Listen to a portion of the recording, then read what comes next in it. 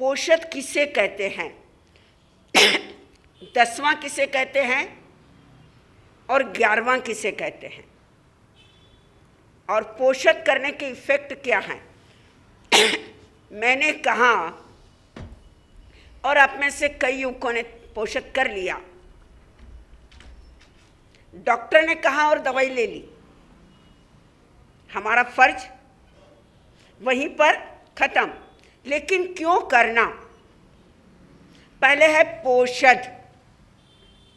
क्या है शब्द, एक होता है औषध और एक होता है पोषद। औषध लेने से क्या होता है, शरीर की चिकित्सा, शरीर में कोई प्रॉब्लम्स, कोई बीमारी है तो औषध के द्वारा उसे खत्म की जाती है, ट्रीटमेंट, दवाई, मेडिसिन। पोषद क्या करेगा,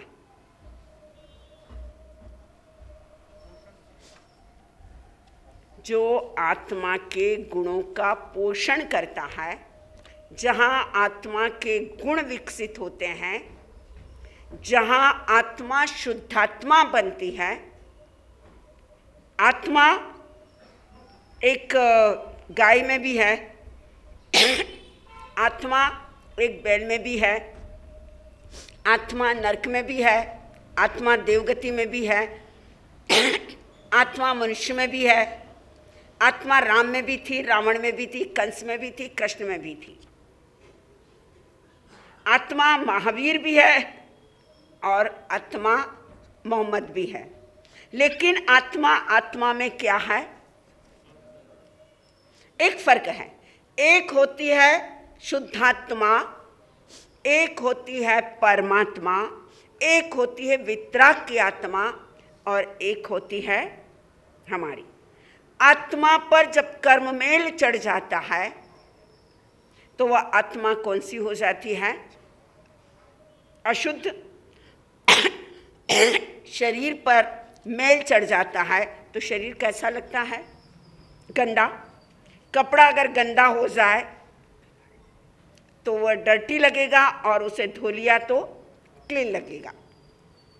पोषक जो आत्मा का पोषण करती है, शुद्ध करती है, उसका नाम क्या है, पोषक।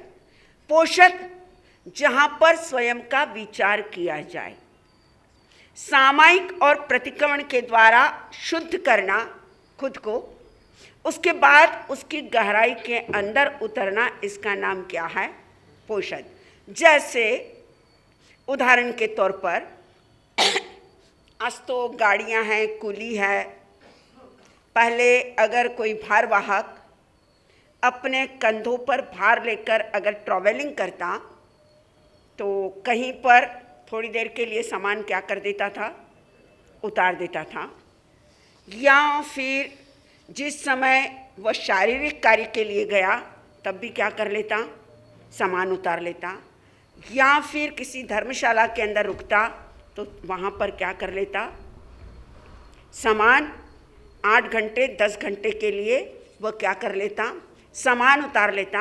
और मंजिल पर पहुँच जाता तो वह भारवाहक पूरा ही क्या हो जाता, अपने भार से मुक्त हो जाता। ये स्थानांक सूत्र के चौथे ठाणे के अंदर 4 प्रकार के क्या आए हैं, भारवाहक, जो 4 जगह क्या लिया जाता है, विश्राम।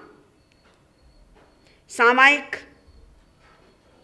पोषक, परिपूर्ण पोषक, ये समय समय पर अपने भार को, अपने कर्मों को, अपने पाप को धीरे धीरे क्या करने का है, उतारने का एक छोटा सा ट्रक, एक छोटा सा विधान। अब हम 10वां पोषक देखें और 11वां देखें। 11वां है परिपूर्ण, प्रतिपूर्ण, जो पूर्ण रूप से किया जाता है वह कौन सा है, 11वां। वह कितने प्रहर का होता है, अष्ट प्रहरी जिसे कहा जाता है। आज 6 बजे लिया तो कल 6 बजे, आज 7 बजे लिया तो कल 7 बजे तक। ये कौन सा हो गया, 24 घंटे तक जिसकी साधना की जाए वह पोषक कौन सा है, प्रतिपूर्ण पोषद, जहां पर पूर्णता के साथ साधना की जाए।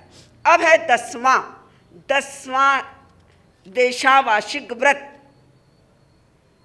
सप्ताह भर आदमी काम करता है, संडे के दिन वह क्या रखता है?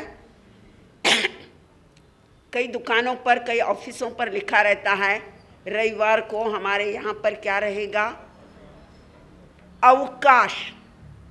एक वर्ड है, क्या रहेगा? अवकाश, मतलब छुट्टी, रिलैक्स, शांति। जहां पर थोड़ी देर के लिए अवकाश मिलता है, 10वां हिस्सा, उसे कौन सा व्रत कहा जाता है? देशावार्षिक व्रत। वह 4 प्रहर का भी हो सकता है, वह उपवास करके भी किया जा सकता है, वह एकादशना करके भी किया जा सकता है, वह दया करके भी किया जा सकता है।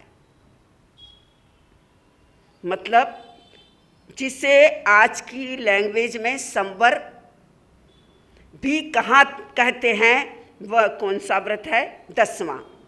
जहाँ पर आप अपने कार्यों को, अपने मन वचन काया के व्यापार को, आयात निर्यात को कुछ देर के लिए, कुछ समय के लिए, कुछ घंटों के लिए क्या दे दो? छुट्टी दे दो, अवकाश दे दो। ऐसा है 10वां व्रत।